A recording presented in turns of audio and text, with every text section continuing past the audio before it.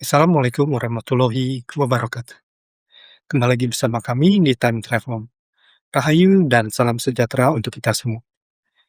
Nah, Sobat Time Travel, belakangan ini saya semakin penasaran nih soal kapan ya Alif bakal cerita penelusuran kembali ke masa Perang Baratayuda sedang berlangsung.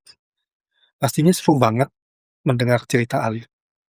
Cuma bakal lebih seru lagi kalau ada bintang tamu yang juga bisa penelusuran secara spirit. Mungkin ada sobat time travel atau siapapun juga yang diberi karunia penglihatan spirit, atau siapa saja yang bisa kalian rekomendasikan untuk dijadikan tandem penelusuran, jadi bisa tektokan cerita sama Alif. Nah, kalian bisa tulis di kolom komentar ya. Nah, karena saya juga suka wayang, jadi beberapa episode kemarin, saya banyak cerita tentang kisah wayang, menjelang dan sesudah peristiwa Perang Baratayuda. Menurut saya, cerita-cerita ini bakal membantu banget nantinya jika Alif bisa cerita Perang Baratayuda. Harapannya, episode-episode ini bisa memberikan wawasan tentang begitu kompleksnya sudut pandang dari epos Mahabharata. Nah, oke, Sobat Time Travel, tanpa berlama-lama, langsung saja kita ke ceritanya.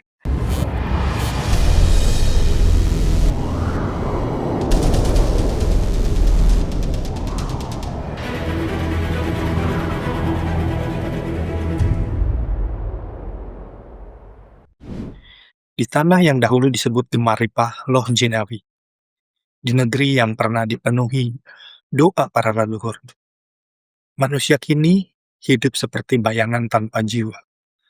Bukan cuma bangunan yang runtuh, bukan cuma kota-kota yang habis dilahap api, namun hati manusia telah lebih dulu menjadi kuil. Anak-anak tak lagi mengenal tembakan pengantar tidur.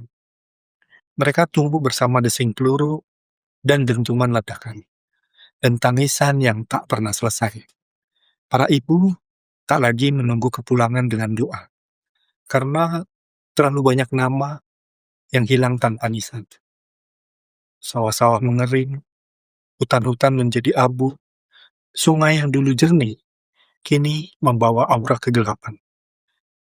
Dan di setiap sudut bumi, yang tersisa hanyalah kenangan. Kenangan tentang dunia yang dulu pernah damai. Tentang manusia yang dahulu masih mengenal belas kasih. Namun sekarang, orang-orang berjalan tanpa arah, tanpa tujuan, tanpa harapan. Mereka berbicara, tetapi kata-kata tidak lagi memiliki jiwa. Inilah zaman ketika manusia kehilangan nuraninya sendiri. Para penguasa saling berebut kuasa. Saudara memakan saudara, kebenaran diperjualbelikan, dan perlahan dunia memasuki malam panjangnya. Burung-burung berhenti bernyanyi. Langit menjadi muram, angin membawa ratapan dari jiwa-jiwa yang tersesat. Seakan alam sendiri tahu bahwa zaman kegelapan telah tiba.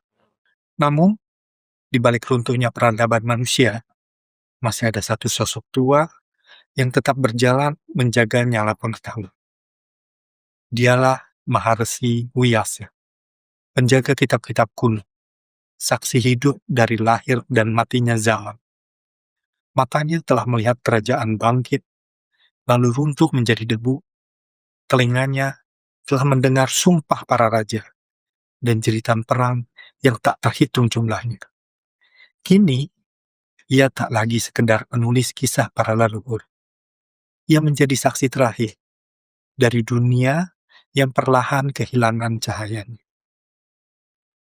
Dan di tengah malam sunyi, ia mendengar sesuatu. Sebuah pertanda bahwa roda Dharma yang telah lama berhenti harus kembali berputar. Maka, Sang Maharesi memulai perjalanan, melintasi hutan-hutan berkabut, melewati gunung-gunung tua yang diselimuti dingin dan kesunyian. Langkahnya perlahan, namun tekadnya tak tergoyahkan. Karena ia tahu, jika kegelapan dibiarkan terus tumbuh, maka dunia akan tenggelam selamanya. Dan untuk menghadapi itu, para penjaga zaman harus dibangkitkan kembali. Para Ciranjiri, mereka yang hidup melampaui usia manusia biasa. Mereka yang dikutuk sekaligus dipilih oleh takdir. Perjalanan itu membawanya menuju sebuah tempat tersembunyi. Di balik tebing batu hitam, terdapat sebuah gua tua yang dipenuhi aura penderitaan. Udara di sekitarnya terasa berat, seolah ribuan tahun kesedihan terperangkap di dalam sana. Di depan arca tua Dewa Siwa, Maharsi Wyasa berhenti. Angin malam berputar di sekelilingnya. Lalu, dengan suara berat yang menggema menembus kegelapan, ia berseru, "Keluarlah, Aswatama. Sudah terlalu lama engkau bersembunyi dari takdir. Berapa ribu tahun lagi kau akan membiarkan dosamu mengikat langkahmu?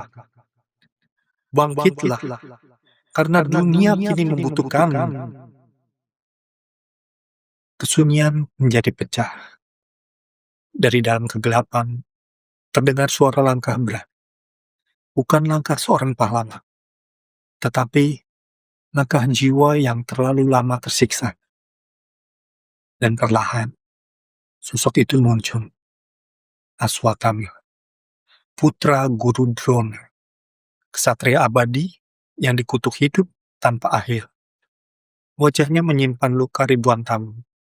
Matanya kosong, namun penuh kenangan mengerikan. Di setiap kedipannya, ia masih melihat perang besar yang pernah menghancurkan segalanya. Ia masih mendengar jerit anak-anak yang pernah ia bunuh dalam amarah. Ia masih mendengar suara kutukan Krishna. Kutukan yang membuatnya hidup, tapi tak pernah benar-benar merasakan kehidupan. Dengan nafas berat ia berkata, "Aku telah berjalan terlalu lama. Waktu tidak memberiku kematian, tapi juga tidak memberiku kedamaian. Aku hanyalah luka yang dipaksa terus bernafas, mengembara dari zaman ke zaman, membawa dosa yang tak pernah selesai." Namun, malam itu berbeda. Untuk pertama kalinya, setelah ribuan tahun, takdir kembali memanggil namanya. Maharsi biasa menatapnya dalam diam, lalu berkata perlahan, "Kutukanmu bukan lagi hukuman. Sekarang, itu adalah tugas. Kegelapan sedang menelan dunia, dan cahaya terakhir akan segera lahir." Kalimat itu membuat mata Aswatama bergetar. Cahaya terakhir, sang awatara, seseorang yang kelak akan mengembalikan keseimbangan dunia. Dan jika itu benar, maka untuk pertama kalinya, kutukan yang ia bawa mungkin bisa menjadi jalan penebusan. Saat cahaya mulai bergerak, kegelapan pun ikut terbangun. Jauh di dasar dunia yang tak pernah disentuh matahari, sesuatu membuka matanya. Kali, penguasa zaman kegelapan, ia merasakan denyut yang telah lama ia tunggu. Dan ia tahu, jika cahaya itu benar-benar lahir, maka kekuasaannya akan berakhir. Tawa dinginnya menggema, membangunkan makhluk-makhluk bayangan. Pasukan yang lahir dari kebencian manusia, dari keserakahan, dari iri hati, dari dendam yang tak pernah padam. Dan mereka mulai bergerak, mencari sumber cahaya yang baru saja bang. Pencarian itu membawa mereka menuju sebuah dusun yang terpencil di kaki pegunungan. Tempat yang sunyi, tempat yang sederhana. Tidak ada istana, tidak ada tembok besar, hanya rumah kayu, sawah, dan suara doa yang masih bertahan di tengah dunia yang kacau. Namun, tanpa mereka sadari, di tempat itulah harapan terakhir dunia sedang menunggu kelahirannya. Dari sebuah rumah kecil, seorang wanita bernama Sumati tengah mengandung anak takdir. Sementara suaminya, Wisnu Yasan, hanyalah lelaki sederhana yang hidup dengan ketulusan. Mereka tak tahu bahwa dunia sedang berubah karena anak yang ada di dalam rahim itu.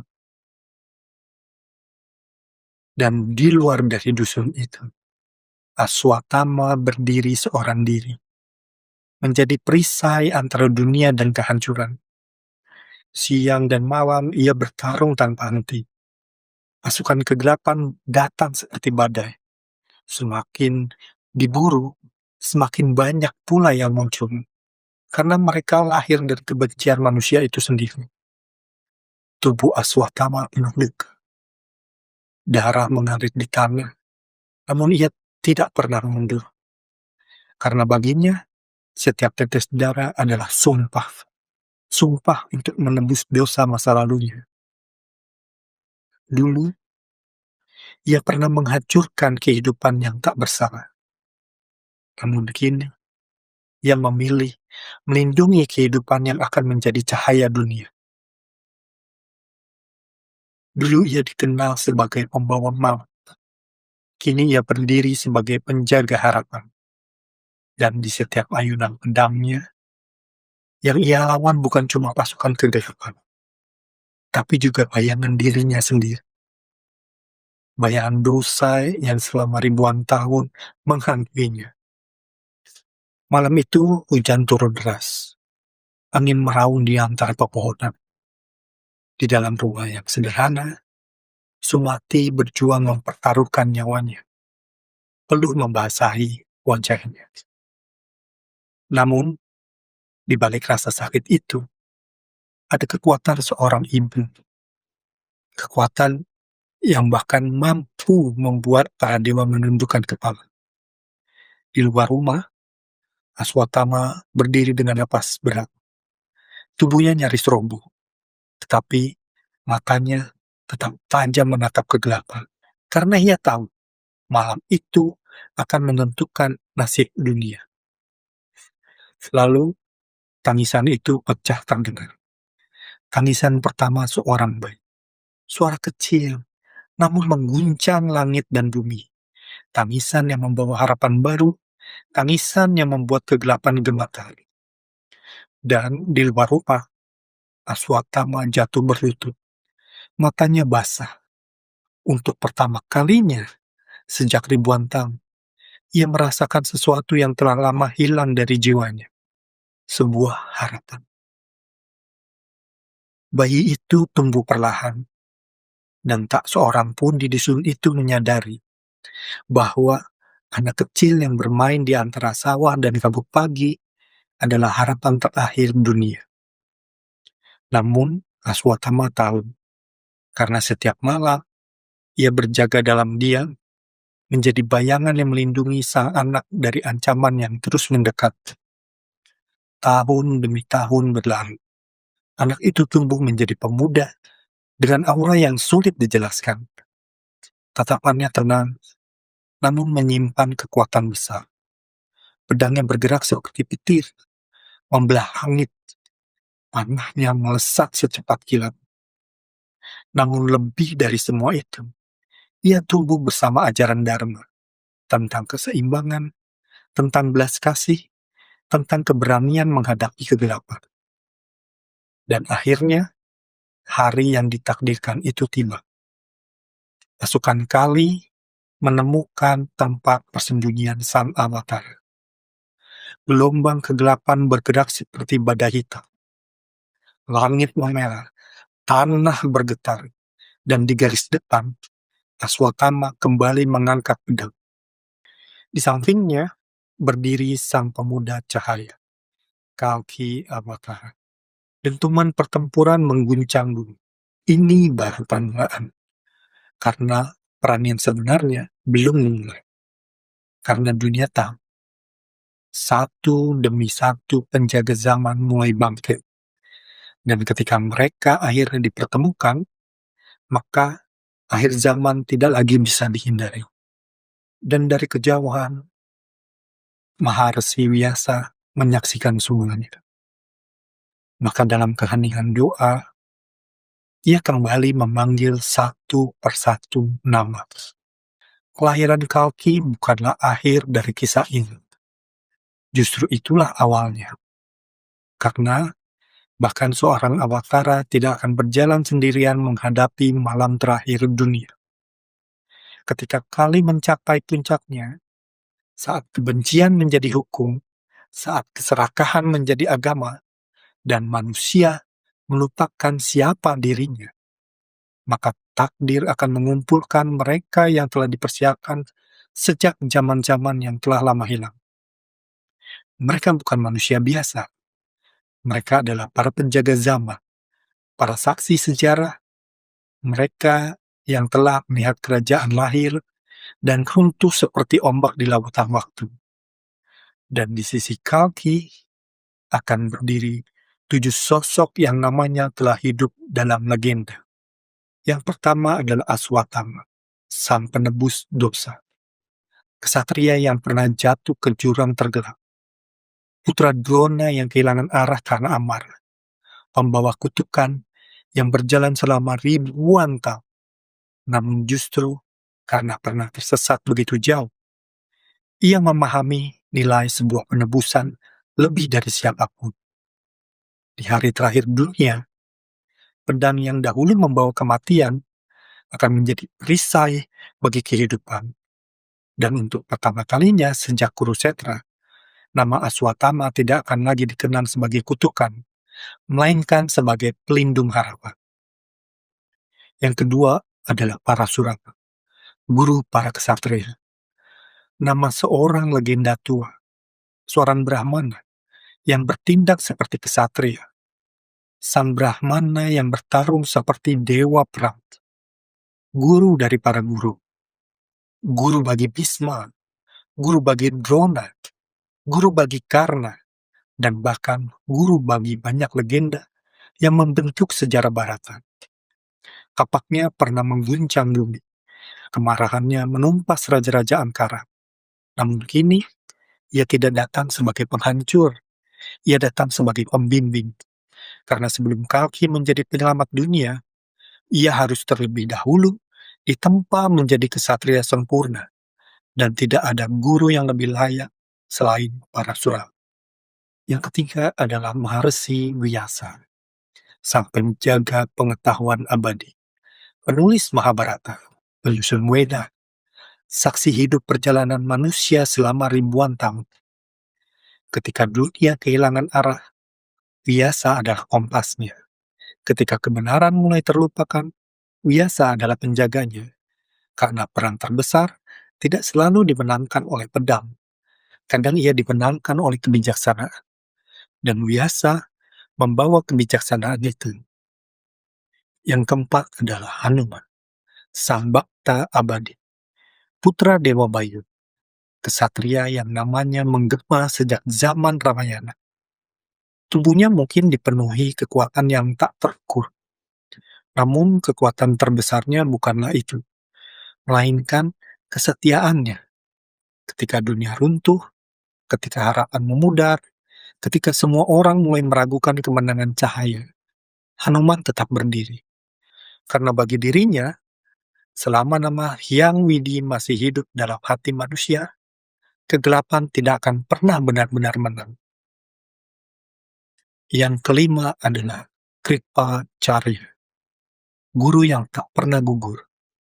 Kesatria sekaligus guru besar yang selamat dari Kurusetra. Dia adalah lambang ketenangan di tengah badai. Di saat peperangan terakhir mengguncang dunia, Kripa akan menjadi penjaga strategi. Pengingat bahwa kemenangan bukan hanya soal kekuatan, tapi juga kebijaksanaan. Yang keenam adalah Raja Mahabali, sang Asura yang menunggu waktunya. Penguasa agung yang pernah menyerahkan seluruh kerajaannya kepada Wisnu dalam wujud Avatara Wamana. Ia kehilangan tahtanya, tetapi memperoleh keabadian dalam kemuliaan. Selama berabad-abad ia menunggu, dan ketika Kalki bangkit, Mahabali akan kembali, bukan untuk merebut dunia, melainkan membantu mengembalikan keseimbangannya. Dan yang ketujuh, Matahari yang tak pernah padam, adalah nama yang masih membuat langit barata bergetar. Prabu Karna, putra Sang Surya, kesatria yang lahir dengan zirah ilahi, sahabat yang tak pernah mengkhianati janjinya, pahlawan yang sepanjang hidupnya lebih sering menerima penolakan daripada penghormatan. Dalam beberapa tradisi dan kisah yang berkembang di kalangan tertentu, dipercaya bahwa jiwa Karna akan kembali dipanggil pada masa akhir untuk berdiri di pihak Dharma, bukan sebagai panglima yang haus kemenangan, melainkan sebagai simbol pengorbanan dan kehormatan. Karena tak ada yang memahami arti kesetiaan lebih baik daripada Prabu Karna, dan tidak ada yang memahami arti kehilangan lebih baik daripada dirinya. Bayangkanlah hari ketika langit menjadi merah, dan ketika nama-nama itu kembali bergema. Angin malam berubah arah, gunung-gunung tua berguncang, lautan meluap, dan dunia berdiri di ambang kehancuran. Di tengah kekacauan itu, Kalki menaiki kuda putihnya, pedang ilahi bersinar di tangannya, dan di belakangnya berdiri 7 legenda yang telah menunggu selama ribuan tahun. Aswatthama, Parasurama, Vyasa, Hanuman, Kripacarya, Mahabali, dan Prabu Karna. 7 nama, 7 kisah, 7 pengorbanan.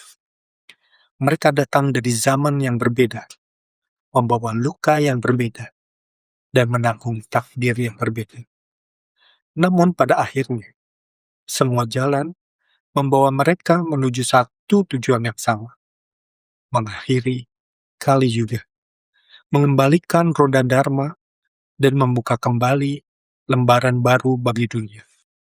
Karena ketika malam mencapai titik tergelapnya, fajar sesungguhnya sudah sangat dekat. Dan ketika manusia mengira semuanya telah berakhir, di sanalah perjalanan Kalki Awatara baru benar-benar dimulai. Perjalanan besar menuju pertarungan terakhir. Akhir dari sebuah zaman. Akankah semua ini menjadi awal dari zaman yang baru? Saya Anton dari Time Travel. Sekian kisah kali ini.